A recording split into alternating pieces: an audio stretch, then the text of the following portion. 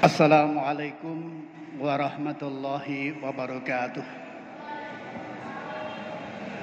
Alhamdulillahirabbil alamin. Wassalatu wassalamu ala asyrafil anbiya'i wal mursalin sayyidina wa maulana Muhammadin wa ala alihi wa sahbihi wa man tabi'ahu bi ihsanin ila yaumiddin. Qala Allah ta'ala fi kitabihil karim, A'udzu billahi minasyaitonir rajim. Qalu subhanaka la ilma lana illa ma 'allamtana innaka antal alimul hakim. Sadaqallahul azim wa sadaqa rasuluhul karim. Ingkang kula hormati para bapak pengurus takmir Masjid Al-Itqon, para sesepuh pinisepuh saha para bapak, para ibu, para sederek jamaah salat maghrib Masjid Al-Itqon ingkang dipun mulyakaken Allah. Alhamdulillah, estu kita muji syukur dumateng ngersa dalem Allah Subhanahu wa taala. Bikaulina alhamdulillahirabbil alamin. Dene menapa kesempatan maghrib menika kita tasih pinaringan mapinten-pinten rahmah, taufik saha kawilujengan kita saged nindakaken salat maghrib berjamaah kalajengaken merenung dawuh-dawuh Allah Subhanahu wa taala. Boten sanes kita ndedonga dumateng Gusti Allah, mugi-mugi Allah paring kanugrahan langkung kathah dumateng kita sami. Amin. Shalawat salam mugi kaaturaken dumateng junjungan kita Nabiullah Muhammad sallallahu alaihi wasallam. Para bapak, para ibu, para saudara ingkang kula hormati, setelah kita mendeklarasikan diri sebagai seorang muslim yang itu terumuskan, terformulasikan dalam dua kalimah syahadat, syahadatut tauhid wa syahadatur rasul, ungkapan asyhadu alla ilaha illallah wa asyhadu anna muhammadar rasulullah, maka konsekuensi logisnya itu adalah ketaatan kita kepada Allah dan Rasulnya.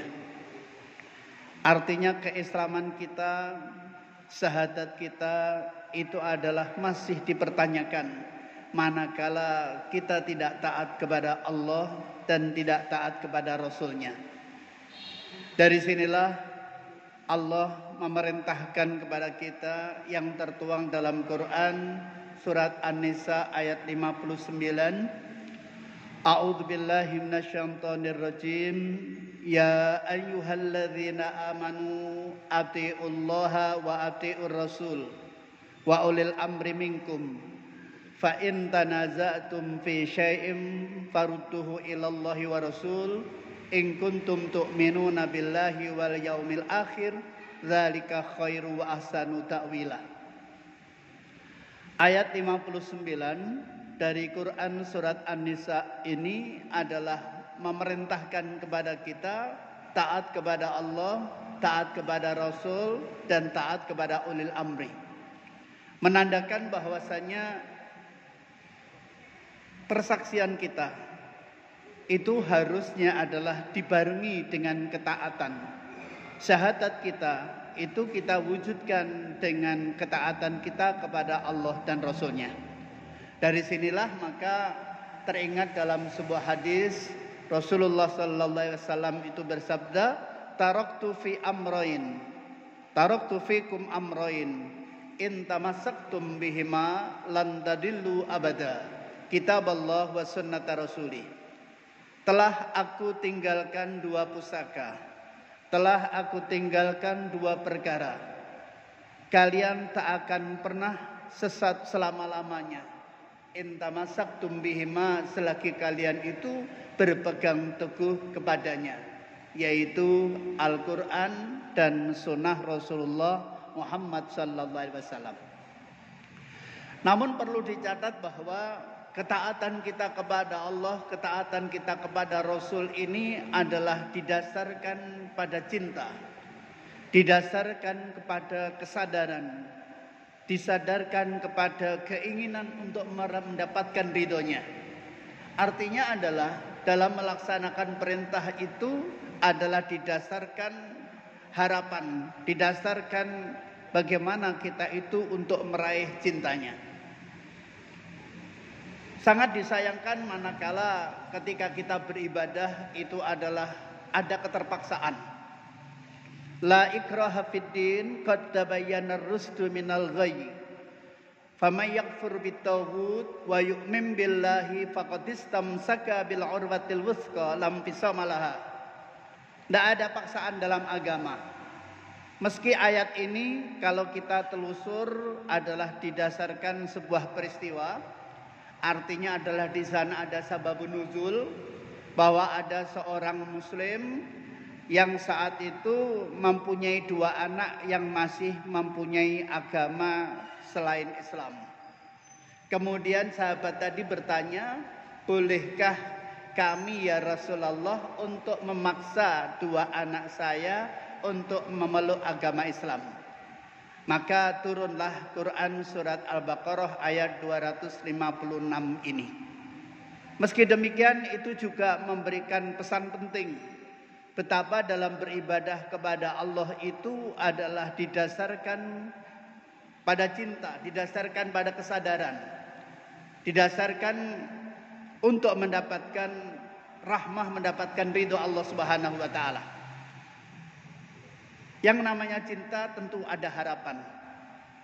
Yang namanya cinta itu ada keinginan untuk bertemu.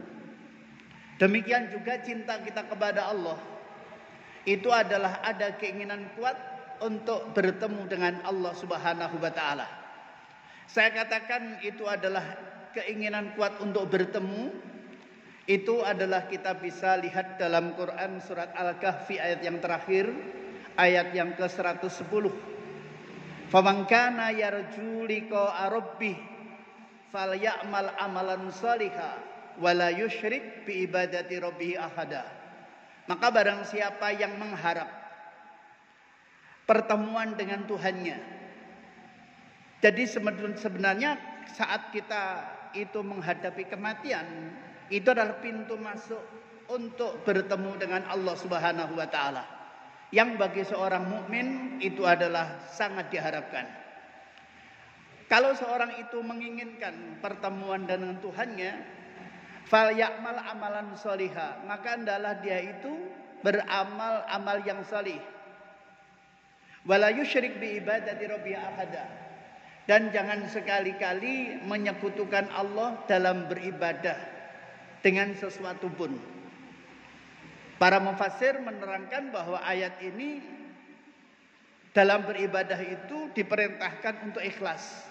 Dalam beribadah itu tidak ada syirik khafi, asyirkul asgar, yang itu adalah riya dan sum'ah.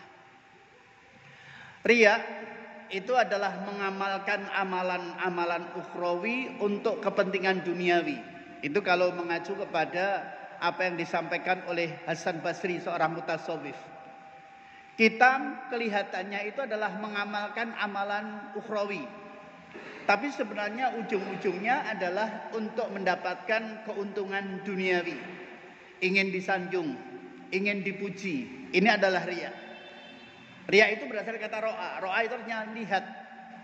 Kita berbuat sesuatu untuk diperlihatkan supaya orang lain tahu, untuk kemudian ujung-ujungnya adalah mendapatkan sanjungan. Itu riya. Sementara sum'ah itu berasal kata sami'ah. Sami'ah itu artinya mendengar. Kita berbuat sesuatu diperdengar-perdengarkan kepada orang lain yang pada akhirnya sesungguhnya ingin mendapatkan sanjungan. Riya dan sum'ah ini adalah hambatan seseorang untuk mendapatkan balasan dari Allah Subhanahu wa taala. Sebaliknya, ketika kita itu adalah berbuat sesuatu karena khawatir dicela orang, meninggalkan sesuatu karena takut dihinakan orang, maka sebenarnya itu juga ada unsur riya.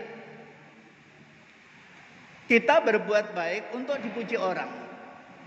Sebaliknya kita berbuat baik karena takut dikucilkan orang, itu pun juga sebenarnya adalah riya.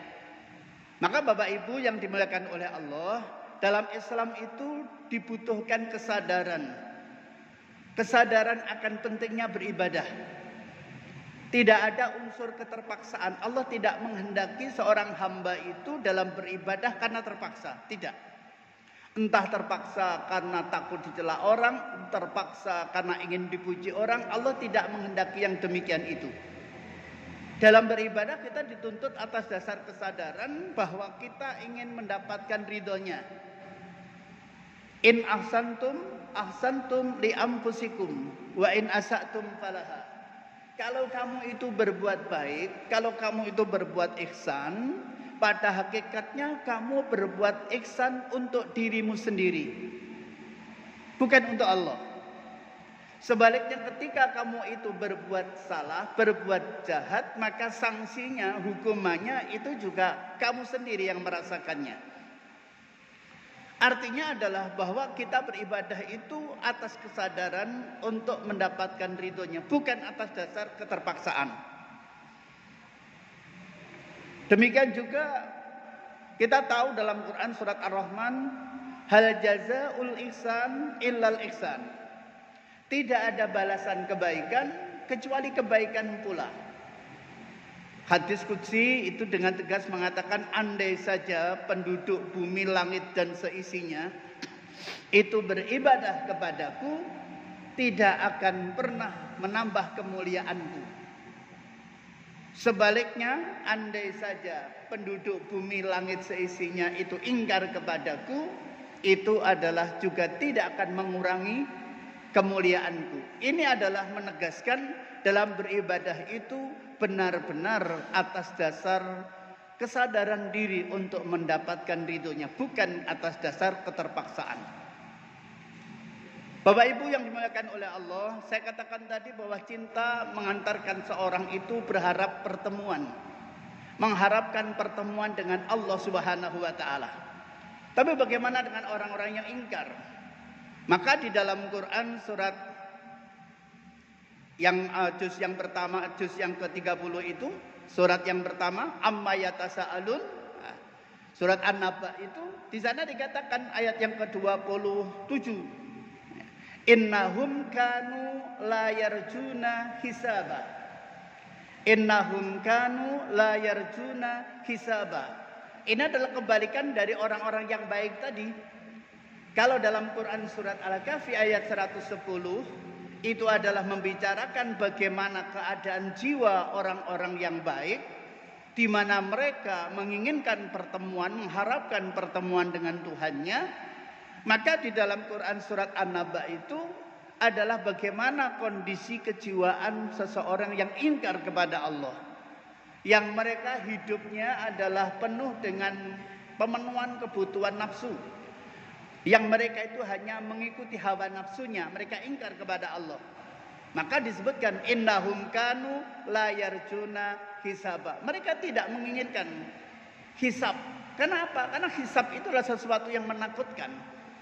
Dia yakin betul dengan adanya hisab akan terkuak apa-apa yang ia lakukan, dan pada akhirnya itu mereka mendapatkan siksaan yang sangat pedih, sehingga mereka tidak mengharapkan pertemuan dengan Tuhannya, tidak mengharapkan hisabnya. Wa kadzabu bi ayatina kidzaba, dan mereka mendustakan ayat-ayat kami itu sedusta-dustanya. Bapak Ibu, saya katakan tadi betapa pentingnya kita beribadah kepada Allah atas dasar cinta. Karena memang orang-orang yang beriman itu adalah sangat cinta kepada Allah. Walladzina amanu asyaddu hubbalillah. Dan orang-orang yang beriman itu sangat cinta kepada Allah Subhanahu wa taala. Bahkan kita tahu dalam Quran surat At-Taubah ayat yang ke-24 itu di sana dikatakan kul in kana abaukum wa abnaukum wa ikhwanukum wa azwajukum wa ashiratukum.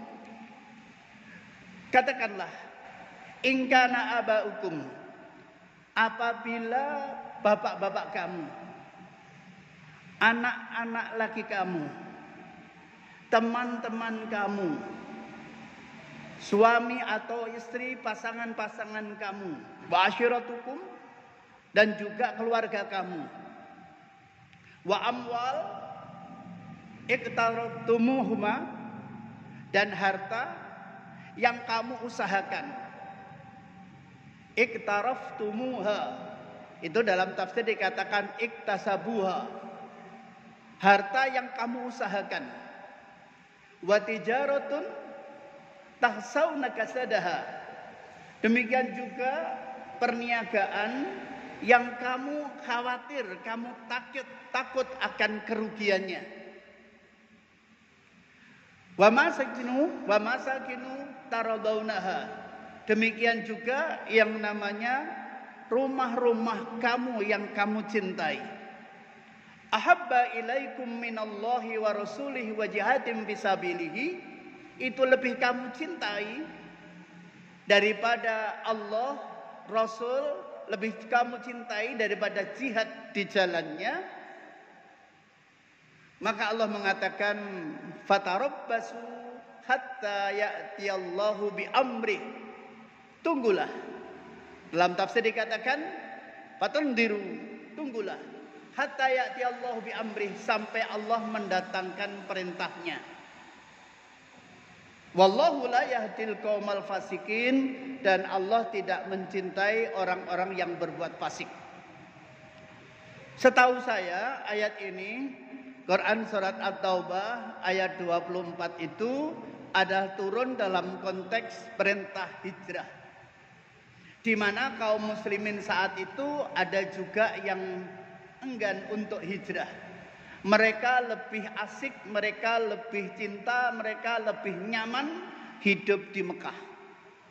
Enggan untuk hijrah karena cinta kepada bapak-bapaknya, cinta kepada anak-anaknya, cinta kepada kerabat-kerabatnya, cinta kepada istri-istrinya, cinta kepada perniagaan. Bagaimana kalau saya hijrah? Apakah Madinah, apakah Yasrib itu lebih prospektif daripada saya sekarang di Mekah? Ini yang menjadi orang itu terhambat untuk mengikuti hijrah. Sementara kalau dalam Quran surat Al-Anfal ayat 72, betapa Allah mengklasifikasikan manusia itu, orang-orang yang beriman itu ada 3. Peringkat yang pertama adalah orang yang beriman, kemudian mereka hijrah. Setelah hijrah mereka tidak ongkang-ongkang kaki. Setelah hijrah mereka berjihad di jalan Allah. Innalladzina amanu wa hajaru wa jahadu, orang yang beriman, kemudian mereka ada perintah hijrah, turut hijrah. Setelah hijrah mereka mengembangkan agama Allah. Tetapi juga ada orang yang tidak mau hijrah. Nah, orang yang tidak mau hijrah ini macam-macam. Seperti yang saya sebutkan tadi, betapa mereka itu ketika mereka berada di Mekah, terpaksa mereka tidak mendapatkan bantuan dari Rasulullah, bantuan dari kaum muslimin, tatkala kehidupan beragamanya mereka itu adalah terusik.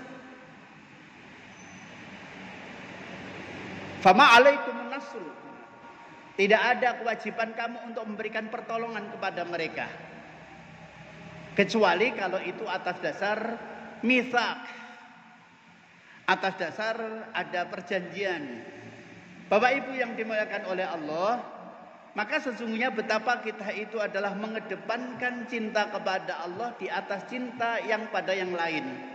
Entah itu kepada anak, entah kepada keluarga, entah kepada teman-teman kita, entah kepada suami atau istri kita. Sampai-sampai dikatakan amwal, harta. Kata Nabi, 2 hal yang sangat dibenci oleh manusia.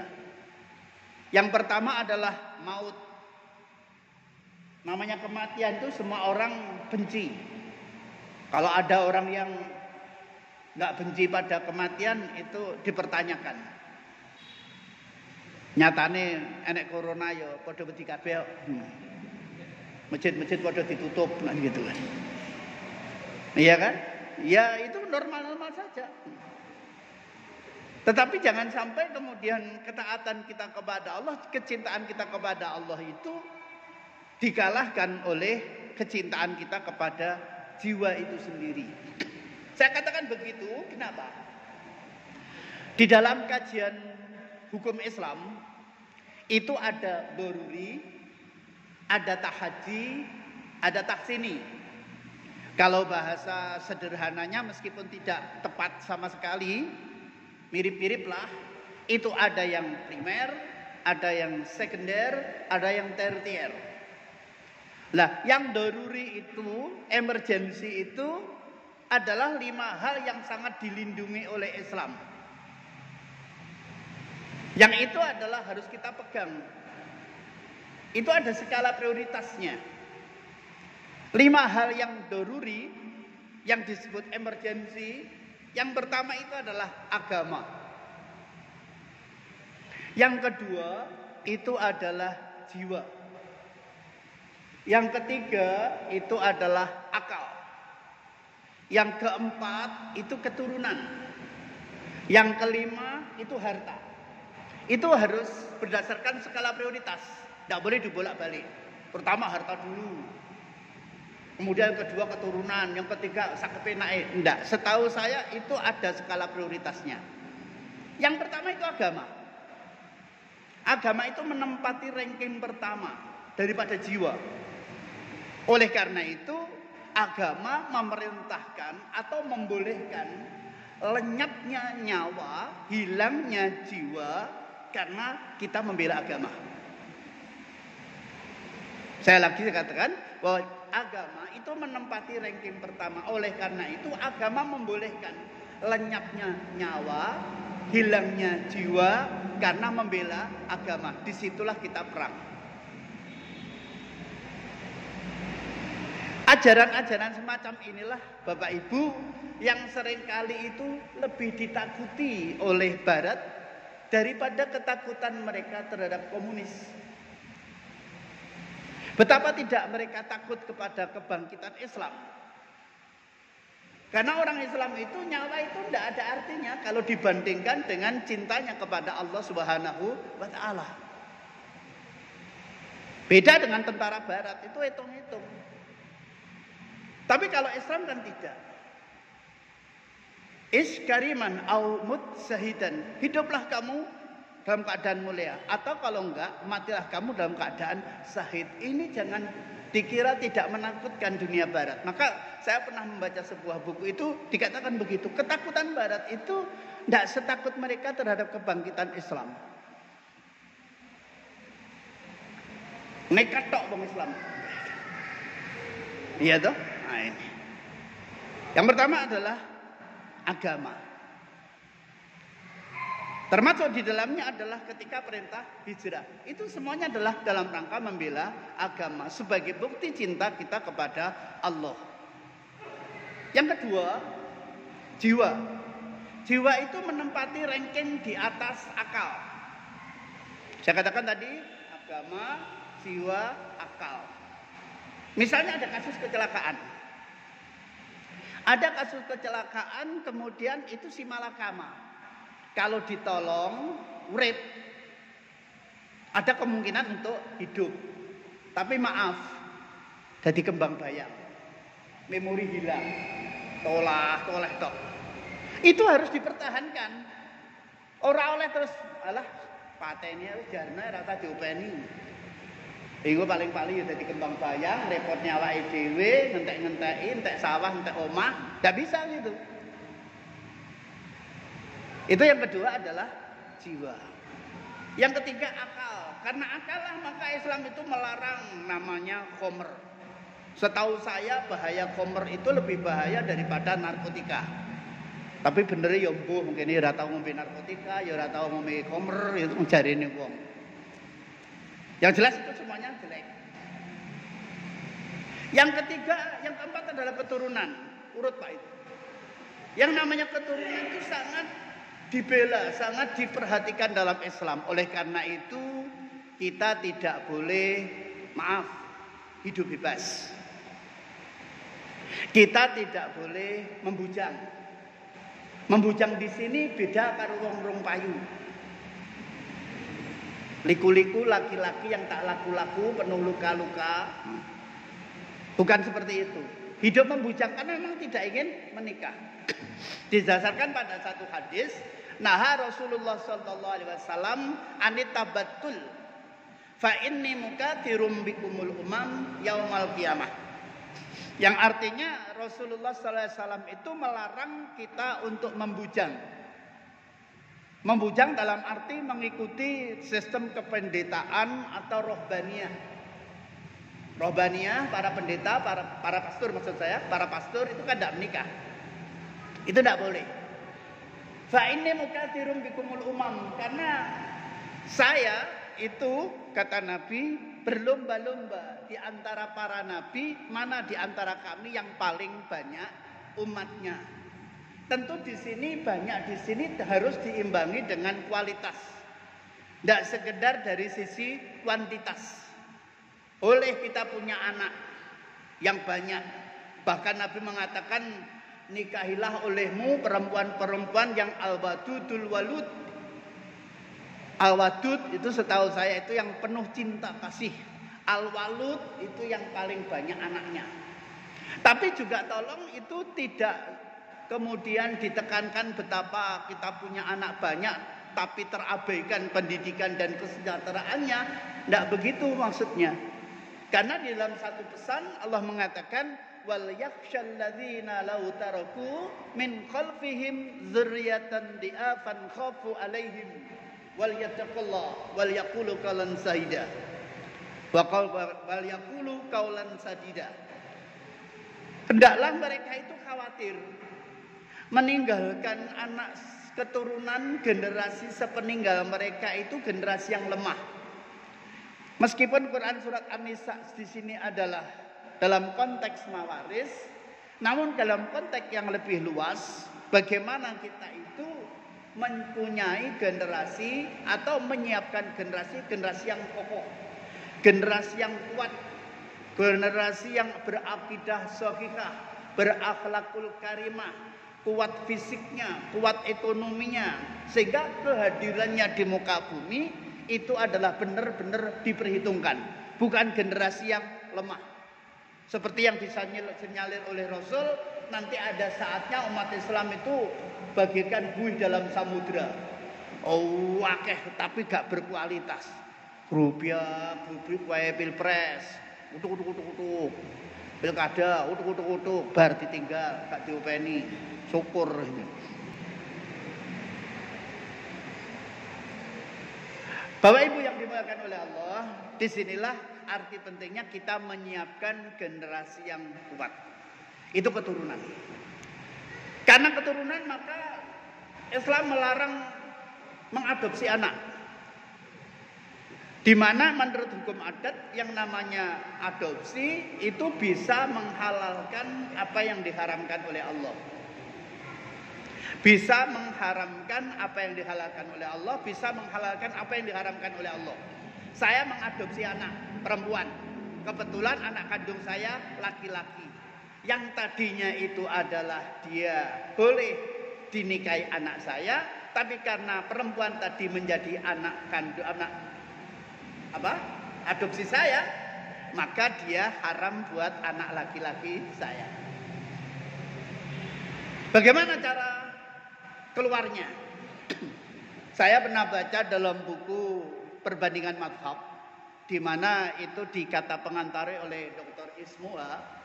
Di sana dikutip pernyataan Aisyah, kalau kami itu ingin menjadikan seorang anak menjadi anggota keluarga kami, maka kami berikan dia air susu kepadanya. Sehingga jadilah dia menjadi saudara sepersusuan. Itu cara mensiasatinya. Saya pengen seorang anak menjadi bagian dari keluarga saya. Maka saya minta keluarga saya untuk menyusuinya. Maka itu nanti menjadi saudara sepersusuan. Betapa pentingnya keturunan. Itu sangat dilindungi. Kita tidak boleh zina. Dan dalam Quran surat Al-Isra ayat 32 itu wala taqrabuz zina innahu kana fahisyatan wa sa'a sabila. Redaksi ayat ini sangat menarik menurut saya. Betapa Allah menyatakan wala taqrabuz zina. Janganlah kamu mendekati perbuatan zina. Allah tidak mengatakan jangan kamu berzina. Allah tidak mengatakan jangan kamu lakukan perbuatan zina, tapi janganlah kamu mendekati perbuatan zina. Cakupan larangannya lebih luas. Cakupan larangannya lebih luas daripada sekedar kita melakukan perbuatan zina. Ya, maka yang namanya pendekatan berbuat zina ya macam-macam. Nggak kita sebutkan di sini. Bapak Ibu yang dimuliakan oleh Allah, yang terakhir harta. Harta ini menempati ranking terakhir. Oleh karena itu Islam mengajarkan kepada kita bagaimana kita mencari harta. Tidak boleh ada unsur riba. Tidak boleh ada unsur gharar. Tidak boleh ada unsur pencurian timbangan.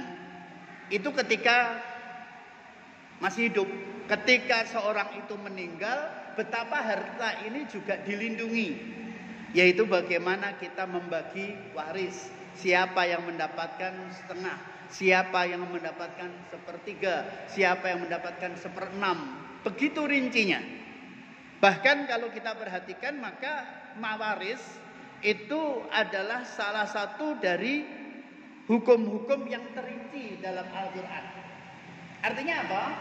Bahwa hukum-hukum yang termuat dalam Al-Quran itu pada umumnya adalah global. Pada umumnya itu adalah ijmal. Salat. Ijmal itu. Ya. Kalau jenengan hanya mengacu kepada Al-Quran, maka salat itu hanya 3 waktu. Ngengkel, gak iso yo mau telu Al-Quran. Lah hadise ora payu, enggak bisa. Ijmal. Nah, bacaannya bagaimana, gerakannya bagaimana, itu enggak dirinci dalam Al-Quran. Itu dirinci dalam hadis. Tetapi yang namanya hukum-hukum yang terinci itu ada juga. Termasuk adalah qisas, termasuk juga adalah mawaris ini. Dan itu betul-betul detailnya. Seorang suami mendapatkan setengah apabila istri meninggal tidak meninggalkan anak. Tapi kalau istri meninggalkan anak, maka suami mendapatkan 1/4. Karena begitu detailnya, maka sebenarnya tidak ada celah bagi kita untuk melakukan upaya-upaya ijtihadiyah. Jadi sesuatu yang sudah terinci, sudah jelas, secara tafsili, maka sepengetahuan saya tidak ada ruang untuk melakukan ijtihad. Bapak Ibu yang dimuliakan oleh Allah, betapa pentingnya kita kembali kepada cinta kepada Allah, menempatkan agama, menempatkan pertolongan kita kepada agama Allah, itu adalah ranking yang pertama. Sekali lagi saya katakan, ya, Quran surat At-Taubah ayat 24 itu adalah kaitannya dengan bagaimana kita nusrah, memberikan pertolongan lidinihi kepada agamanya. Kenapa demikian? Karena juga kita harus paham betul. Ada dalam ayat itu katakan yuriduna liyutfi'u nurallah bi afwahihim wallahu mutimmu nurih. Yuriduna, mereka itu punya keinginan kuat. Liyutfi'u nurallah bi afwahihim, untuk memadamkan cahaya Allah dengan mulut-mulut mereka. Artinya namanya musuh Allah, aduullah, itu adalah dari dulu sampai sekarang gak akan pernah sirna. Jadi kalau misalnya Presiden Prancis mengatakan begitu, orang usah kaget, banyak yang kuwi gaweane dhewe. Itu adalah ladang kita untuk menolong agama Allah, melakukan penghinaan. Tapi bukan berarti kita diam. Banyak ngono kuwi ada musuhe ngono kuwi jarno ae. Kabeh ini sampai dina kiamat ya enek meneng ae gitu. Enggak seperti itu. Yuriduna liyutfi'u nurallah bi afwahihim. Mereka itu berusaha, mereka itu berkeinginan untuk memadamkan cahaya Allah dengan mulut-mulut mereka. Tidak dengan harta, tidak dengan tenaga, cukup dengan mulut-mulut mereka. Tapi Allah memberikan kekuatan kepada orang-orang yang beriman dengan ungkapannya wallahu mutimmu nurih.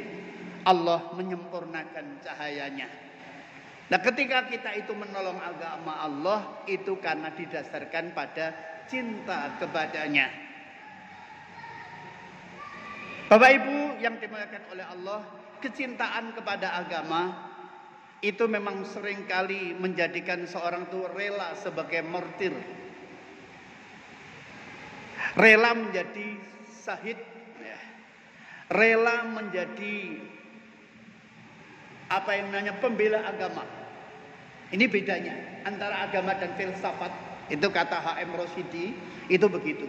Bedanya agama dengan filsafat, itu kalau agama itu berasal dari keyakinan.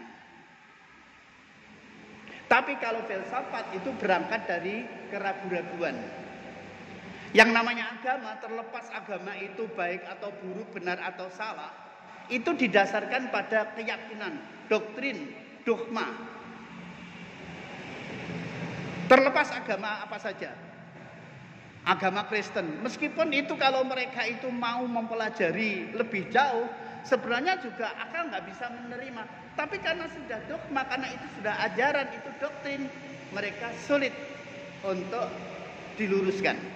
Itu memang ciri dari pemeluk agama. Tapi kalau yang namanya filsafat nggak seperti itu. Filsafat itu berusaha untuk memberikan kebebasan orang untuk berpendapat, untuk berpikir, untuk berkeyakinan, terserah. Tapi kalau agama itu adalah menjadikan pemeluknya rela menjadi syahid. Demikian juga yang namanya agama itu berangkat dari keyakinan. Tapi kalau filsafat itu berangkat dari keraguan-raguan. Sesuatu yang sudah temoto, sesuatu yang sudah jelas, tegas itu masih diragukan. Korden itu warnanya merah, itu masih dipertanyakan. Itu merah itu karena mata kita yang mengatakan merah, apa memang hakikat benda itu merah? Kadang-kadang ya karena seringkali bertanya itu, pertanyaan-pertanyaan itu kadang-kadang juga nyuwun sewu, gak pateni artine, gak penting gitu loh, seringkali dipertanyakan. Wingi niku kula WA-an kali murid kula, alumni. Lah kok ya nek sing teko. Pak, manusia itu kan Adam itu manusia pertama. Yo, nyapa? Ndudel apa mboten? Piye lele aku. Teko ndudel ora. Lah bayangannya kalau manusia pertama kan tidak dilahirkan. Kemudian itu juga tidak ada tali pusat. Lho kok ya mikir men lho. Kok mikire udele Nabi Adam, pikir udelmu dhewe ya. Bapak Ibu yang dimuliakan oleh Allah, cinta kepada Allah itu diwujudkan dalam bentuk itba kepada Nabi. Cinta kepada Allah buktinya adalah itba.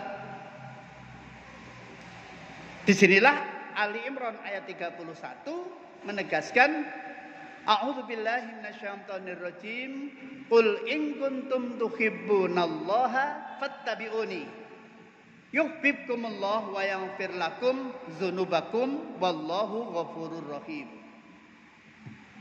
Qul in kuntum tuhibbunallah, katakanlah jika kamu itu benar-benar cinta kepada Allah, fattabi'uni, maka ikutilah aku. Yuhibbukumullah, niscaya Allah akan mencintai kamu. Perlu saya catat di sini, yuhbib itu adalah fi'il mudhari. Apa implikasi pemaknaannya kalau Allah menggunakan fi'il mudhari? Itu ada kontinuitas. Sebuah kegiatan yang dilakukan secara terus-menerus itu dilukiskan dalam bentuk fi'il mudhari. Sehingga maknanya adalah jika kamu mencintai Allah, maka ikutilah aku, niscaya Allah akan terus-menerus mencintai kamu. Inilah kenapa Al-Quran itu berbahasa Arab, salah satu rahasianya itu. Inna anzalnahu Qur'anan Arabiyyan la'allakum ta'qilun. Quran surat Yusuf itu ya. Sesungguhnya kami turunkan Al-Quran itu dalam bahasa Arab agar kamu memahaminya. Bukan berarti kita dididik untuk memiliki jiwa kaufinis. Kaufinistik itu berasal dari kata kaufin. Kaufin itu pengikut setianya Napoleon Bonaparte. Dari kata kaufin itu adalah dimaknai orang yang mempunyai kecintaan kepada bangsanya, kepada negaranya. Ya begitu cintanya sehingga bisa menyepelekan agama menyepelekan negara lain. Khaufinis. Nah, Nabi mengatakan ahibul Arab li salasin. Cintai Arab karena 3 perkara. Li'anni Arabiyun. Karena aku ini orang Arab. Kita kalau benci kepada sebuah etnis bangsa itu dikhawatirkan nanti kita juga akan benci kepada segala sesuatunya yang berkaitan dengan etnis itu. Kita benci kepada Arab itu nanti juga bisa berpengaruh kebencian itu kepada Rasulullah, kepada Al-Quran, kepada apa-apa yang Allah ajarkan. Sehingga di sini Nabi mengatakan akhibul Arab li salasin. Cintai Arab karena 3 perkara. Li'anni Arabyun. Karena aku ini orang Arab. Wal Quran Arabyun. Quran itu bahasa Arab. Wa kalamu ahli jannah fil jannah Arabyun.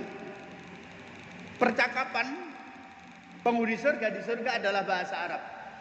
Nah, yang namanya bahasa Arab itu bukan dengan maksud untuk mencintai kelompok bangsa melebihi porsinya, tapi sesungguhnya memang bahasa Arab itu unik. Coba satu kata dasar itu bisa menjadi 25 kata. Islam. Dari kata Islam ada kata aslama, ada muslimun, ada muslimatun, ada muslamatun, ada sulamun. Itu sampai 25 kata. Dalam Al-Quran itu juga bisa kita cari betapa Allah itu menggunakan kata jamak. Itu mempunyai makna yang berbeda ketika Allah menggunakan kata dalam bentuk tunggal. Misalnya langit. Ada saatnya Allah menyebut langit itu dalam bentuk tunggal. Tapi ada saatnya Allah itu menyebut langit dalam bentuk jamak. Itu menurut para pakar ada bedanya. Ketika Allah menyebut langit dalam bentuk tunggal sama, maka pada umumnya itu adalah fungsi langit menurunkan hujan. Was-sama'i dzatir rajm. Dan demi langit yang mempunyai kemampuan untuk melakukan sirkulasi air hujan. Wa anzala minas sama'i ma'a. Dan Allah menurunkan dari langit, kata tunggal itu, ma'a, air. Tapi kalau samawat, jamak dari kata sama, bentuk jamak, itu adalah langit dalam bentuk metafisis dan lebih bermakna lebih dalam lagi. Habis Pak. Jerung tutup ya. Kita lanjutkan entah kapan kita ketemu lagi. Mudah-mudahan sedikit ini ada manfaatnya. Kurang lebihnya mohon maaf. Walafu minkum. Wassalamualaikum warahmatullahi wabarakatuh.